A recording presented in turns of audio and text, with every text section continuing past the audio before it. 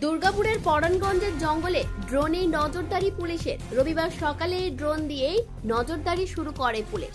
গত শুক্রবার এই জঙ্গলেই ডাক্তারি পড়ুয়ার সাথে শারীরিক নির্যাতন হয়েছে বলে অভিযোগ ছিল।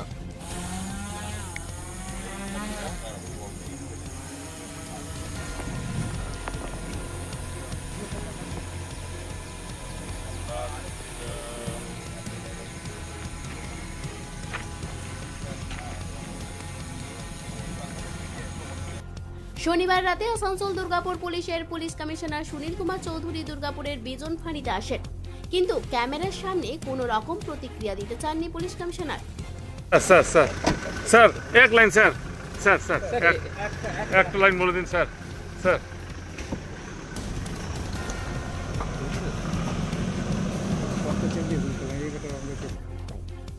পুলিশ এই ঘটনায় তদন্ত শুরু করেছে। খুব তাড়াতাড়ি দুষ্কৃতীরা ধরা পড়বে বলে জানিয়েছে পুলিশ। দুর্গাপুর থেকে অনুরাধা সেনগুপ্তর রিপোর্ট, খাঁটি খবর।